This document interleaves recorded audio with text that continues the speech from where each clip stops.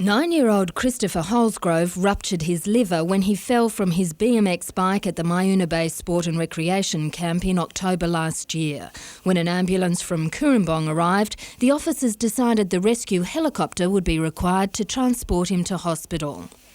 Although the helicopter was available at the time, the ambulance officers at Myuna Bay were unable to make radio contact with the communications centre, so they had to take Christopher to hospital by road. Christopher had a cardiac arrest and later died in the John Hunter Hospital. The coroner said the helicopter probably would not have saved Christopher if he had been airlifted, but one never knows, it may have. The coroner found the problems with radio transmission and reception that day were commonplace, particularly in the southwestern side of Lake Macquarie. He's recommended the ambulance service improve its radio system and that all ambulance personnel, or at the very least every car, be issued with mobile phones. Whether they will enhance provision of communications within the area. Secondly, the cost of issuing the phones is going to be enormous. Divisional Superintendent Reg Coburn says there's not enough money in his current budget to implement the coroner's recommendations. Jane Anderson, NBN News.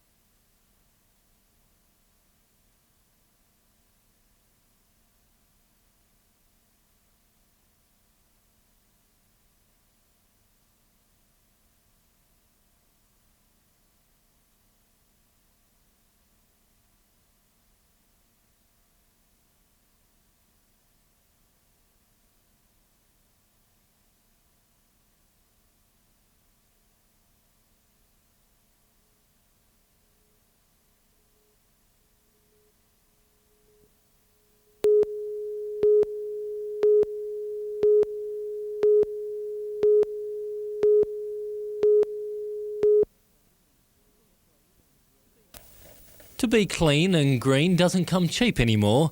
Free curbside recycling has been abolished, with some people using the mobile drop-off centres. But most people are using the month-old Summerhill Waste Management Centre. But even that's not free. One particular lady drove from Merriweather to Summerhill, which is quite a distance, and then found she had to pay. And of course that's not the sort of relationship the council wants to build with the community. Councillor Tate says the $2 charge will deter many would-be recyclers, and he's called for it to be abolished at next month's council meeting. The financial impact will only be very, very small, I believe. So for that reason, I think we can accommodate that in the review of the budget and proceed from there and let the people of Newcastle know that there is a positive move by this council to assist and favour recycling. But Council's administration claims that the fee is a third of what residents used to be charged at Shortland Tip. But regardless of how Council votes, residents will soon be able to throw out their recyclables for free, with a regional recycling program to be established by the councils of Maitland, Port Stephens, Lake Macquarie and Newcastle. Richard O'Leary, NBN News.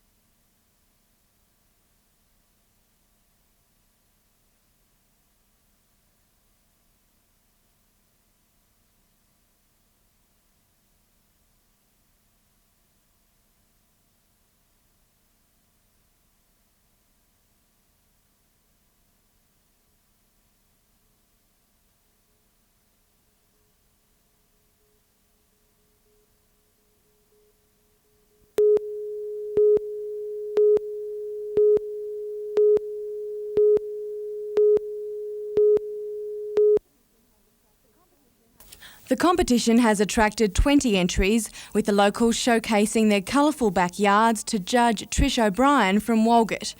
Awards will go to the best spring flower and native gardens, with Department of Housing and Commercial Properties also in the running. Diana Morn is contesting the rural category with her Corinda property, which boasts a lake and strategically planted snapdragons and daisies. Well, I do like gardening. In the country category, Christopher and Kay Scales' Balkowski estate features evergreens and a pond which has been adopted by a family of ducks. Part of the Australian Open Garden Scheme, judging continues tomorrow. Results will be released in the evening.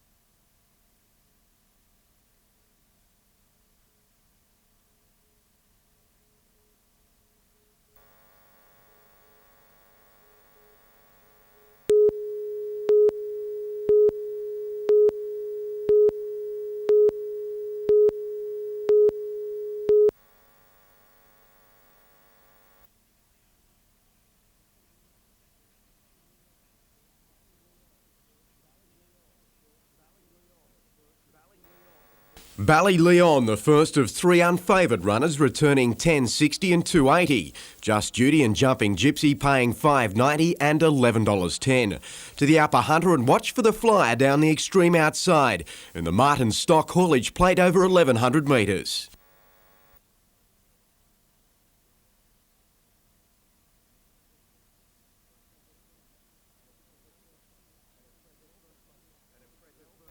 An impressive first run back from a spell for Elliott Waves, returning $12.40 and $1.80. Funny Kid and Zoffin Royale filling the minors.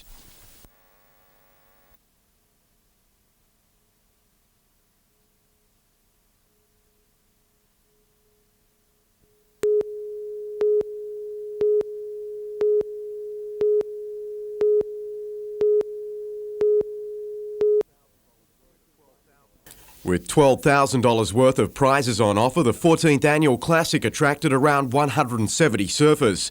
They were competing in 7 different divisions on day one and ranged from the young to the not-so-young. One of the eldest was 64-year-old Central Coaster Barry McGuigan, who won the first heat of the Grand Masters over 45s, while the second heat was taken out by Rob Holt.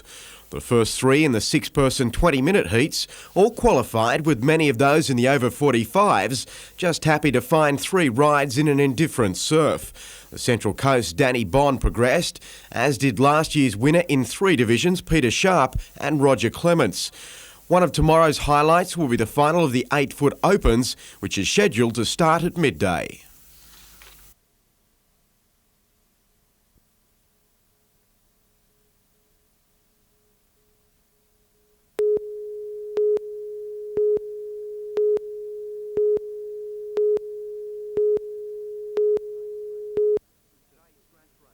Today's scratch race for 16-foot skiffs attracted around 60 entries, who made the most of a 12-knot northeasterly breeze on a course that took them from Belmont to Pulborough Island and back.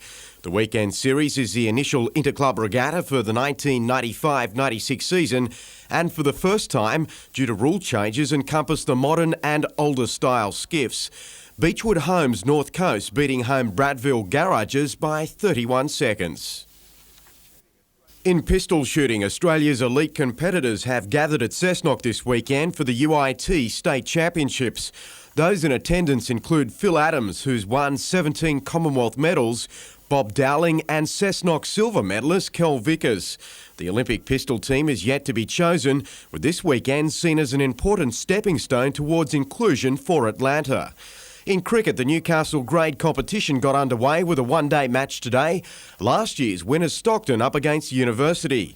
The students made 5 for 214 on a good wicket from their 50 overs, and in reply at tea, Stockton was heading for victory, being 2 for 115 from 28 overs.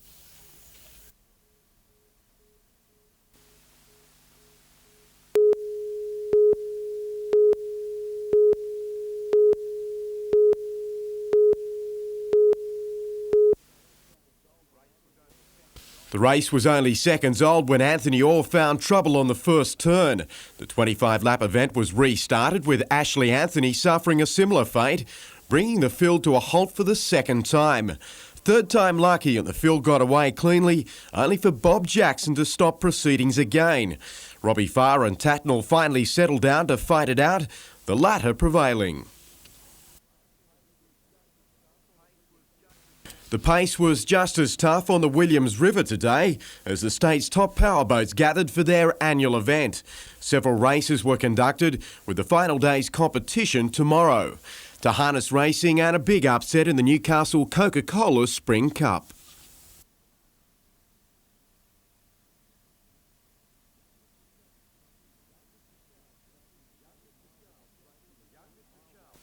Young Mr Charles breaking the track mile rate record with a blistering 1 minute 57.1 seconds to claim odds-on favourite Sableyes with Tullywood Pursuit second.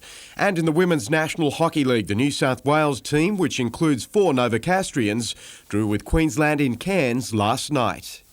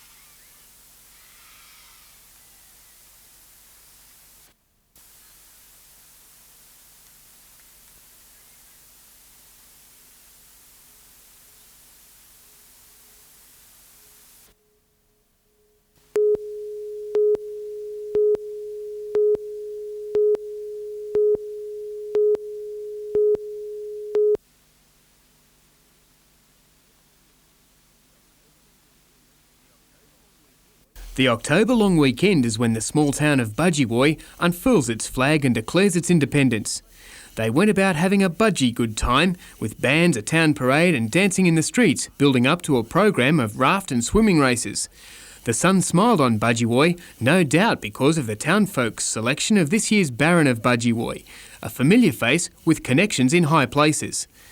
Meanwhile, striding out on his own today, 83-year-old Keith Greenwood took 7 hours to walk from his hometown of Maitland to Newcastle. The time a personal best. An inspiration to senior cits, Keith has conquered Ayers Rock and 2 of Sydney's City to Surfs.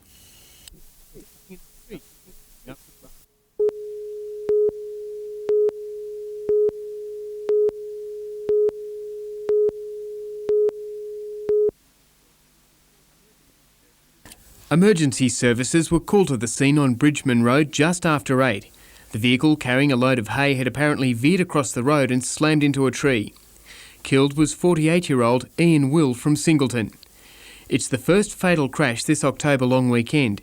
By the same time last year, 9 people had died on the state's roads.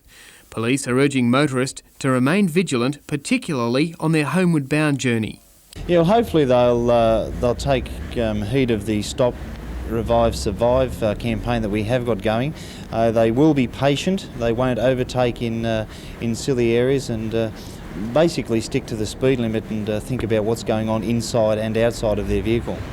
People are still not wearing seatbelts. 34 people in the Newcastle Patrol alone have been fined for not buckling up. Others are continuing to drink and drive. At Toronto last night, one man was picked up for drink driving on 2 separate occasions. He was bailed and left the station and drove an hour later and returned another reading over 0.2. That is an area of grave concern to us.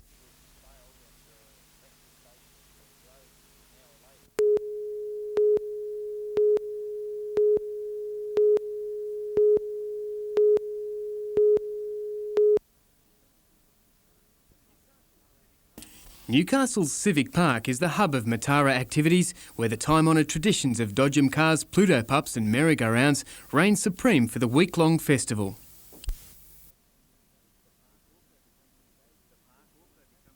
The park also becomes a stage for the tinsel and tap shoes of young entertainers, a springboard to stardom, and for others, such as Living Proof, a troupe of young performers with disabilities, a chance to win the cheers and the admiration of the crowd.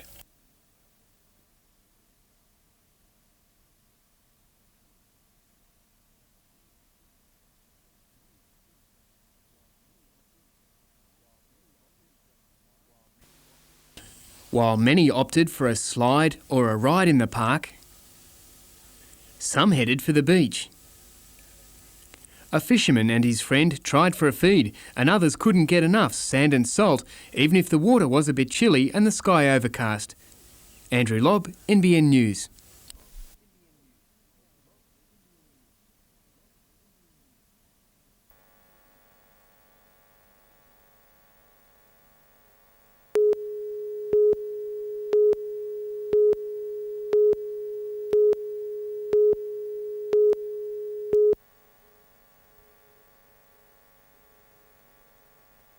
The familiar October long weekend roar deafened Raymond Terrace this morning as the superpowered monsters once again did battle on the Williams River.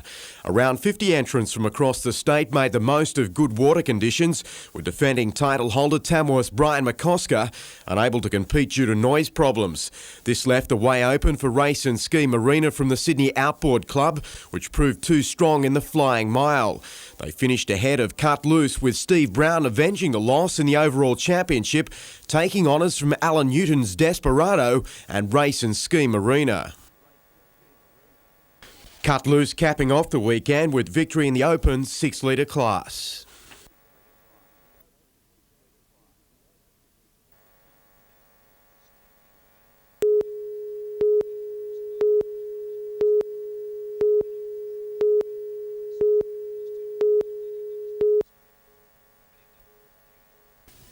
The valley that Reg and Pam Drayton called home provided the backdrop for the sombre procession.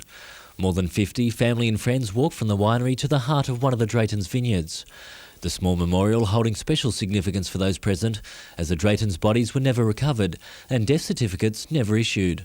It's on the original estate that Dad planted, so it has a lot of memories, and it means a lot to us. It's a year since the well-known winemakers boarded the Seaview plane that crashed off the Newcastle coast on the way to Lord Howe Island. Honeymooners Lisa and Anthony Atkinson were also killed, along with 4 members of the Lake family from Floraville and pilot Paul Shiel. An inquiry continues into the disaster, but an inquest into the Drayton's deaths could be up to 18 months away. If one of us went out and killed 9 people, we wouldn't be here now, we'd be in jail. A limited release port has been launched to commemorate the life and work of Reg and Pam Drayton. It follows the unveiling of 2 stained glass windows in the Cooks Hill church that Anthony and Lisa Atkinson were married in the day before their deaths. What it depicts is the Lord's first miracle at the wedding of Cana in Galilee, a wedding feast and the miracle of water into wine. The crosses talk about resurrection, the life after death. But for families, the struggle to come to terms with the disaster continues.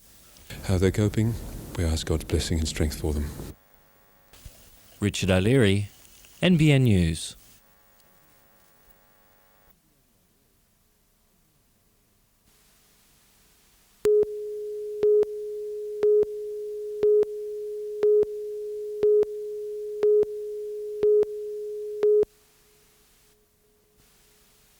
The last year has been a tough one on the small goods industry, especially in the wake of South Australia's Garibaldi salami scare.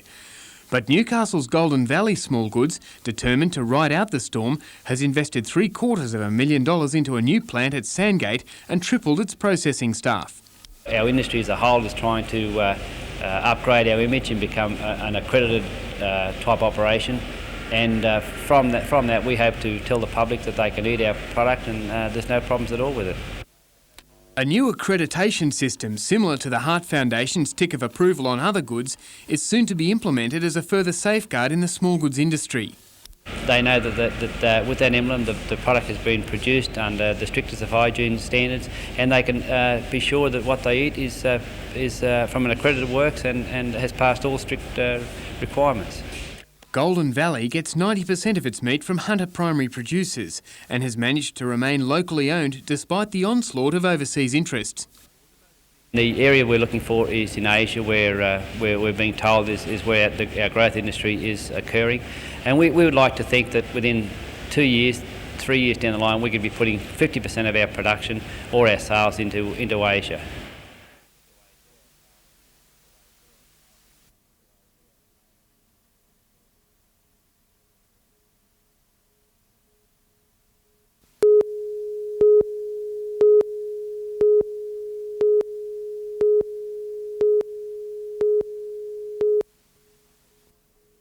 Matt O'Connor headed off for his honeymoon today with his new bride, but it appears his marriage to rugby union as a Wallaby and as captain of the Canberra Kookaburras is over.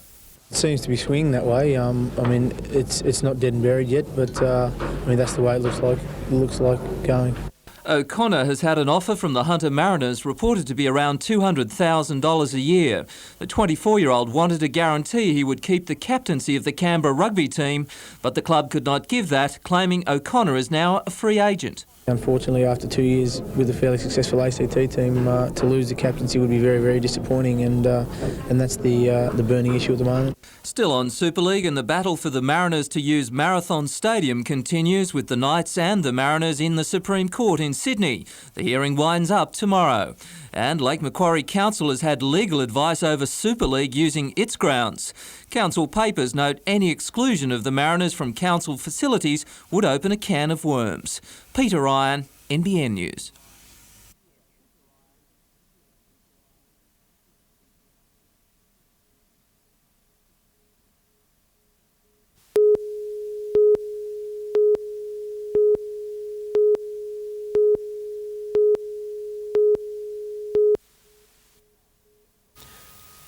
From drought to flood, it's a typical scenario in the bush, and fortunately today at Emu Crossing south of Bundarra, the flooding wasn't too serious.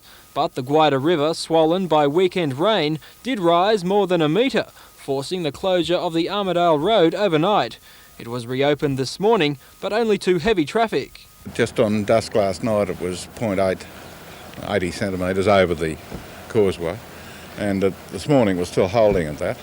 Back in Bundarra itself, the river was again making its presence felt. This torrent, the reason why Copton Dam was filling back up today, rising in a short time from 3 to 4% capacity. Very, very good, particularly for the town water supply. Even if the river does go down, the creeks will keep going for a while. Meantime, back in Tamworth, the Peel River was also rising. The State Emergency Service estimating a 1 metre rise overnight. Murray McCloskey, NBN News.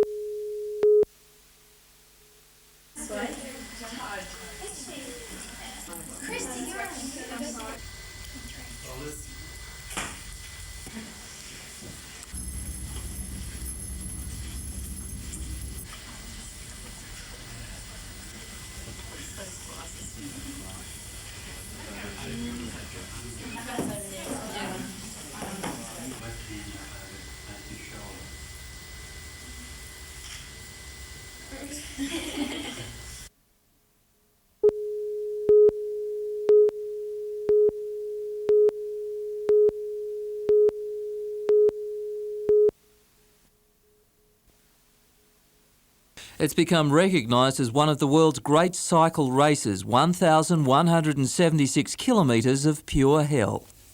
We've got the 20 best amateur bike riders in the world and some of the great professional riders in the world as well. So it's a mixture. It's a final event on the World Cup calendar. It's a very important event. Whoever wins the event will win the World Cup. But after 13 years, the race course has been altered, with the North Coast missing out. The race begins in Sydney in just over 2 weeks, heading north to Newcastle and looping towards Bayswater Power Station in the Hunter Valley. It's the first time in 4 years the riders have gone through Newcastle. Local hotshot Dean Jones has a dream. Coming into my hometown, I'd like to get a good result coming into here, so I'd have to say coming into the Newcastle League, you have to watch out for me. Want to be leading the pack then? Yeah, maybe. The race finishes with legs from Wollongong and Kiama south to Canberra. At today's launch, a new concept was announced, a Trishaw Grand Prix run in association with the race. Peter Ryan, NBN News.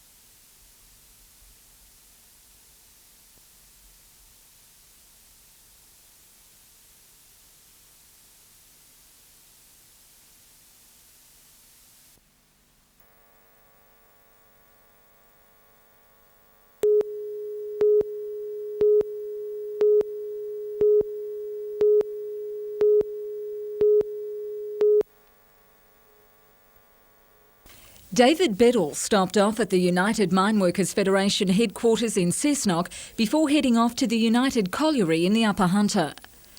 During his brief visit to the region, the Minister met mine management and union officials to talk about various issues, including the state of Australia's largest export industry. Coal is not a commodity in short supply. We are blessed in Australia. We have high-grade coals, low sulphur, low ash, so it's very good for export. But we do have competition from South Africa, increasingly from Indonesia. We've got to keep our competitive edge up. In December, Minister Beddall will lead a special team, including government, coal company and union representatives, to the Philippines and Thailand. The visit follows a similar trade mission tour to southern China, India and Hong Kong earlier this year. Economic growth in Asia means that their power generation needs are growing, and that will come from black coal, and primarily that will come from Australian black coal. The Asian visits are designed to further boost Australia's coal exports, which the Minister says will have major flow-on benefits for the Hunter. We'll grow the industry. In 1993-94 it was $7.3 million worth of exports. This year it'll be $8.3 billion. Within 10 years we'll be exporting $15 billion worth of coal out of Australia. That means a lot more jobs and a lot more economic growth in places like the Hunter Valley and central Queensland.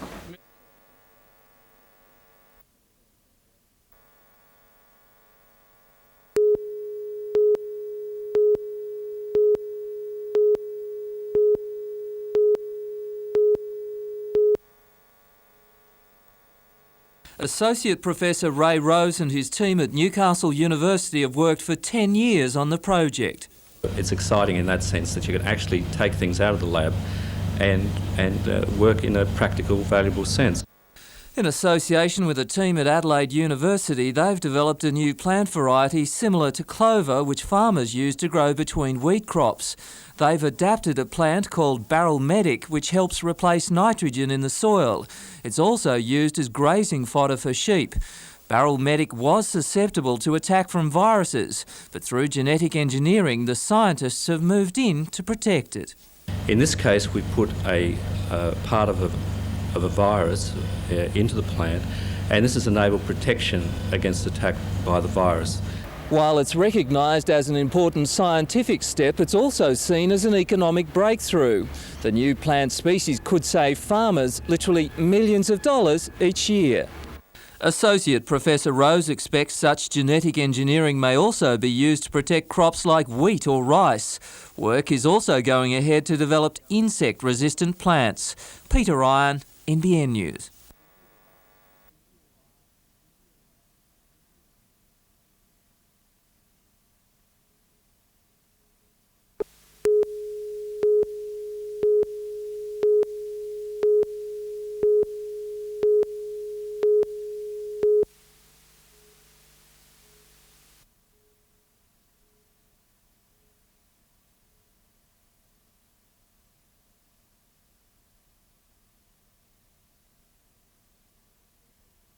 We hope that this certainly is going to be a big help to us in retaining the premiership and reserve, and also he'll stand a good chance of competing vigorously for a first grade spot also.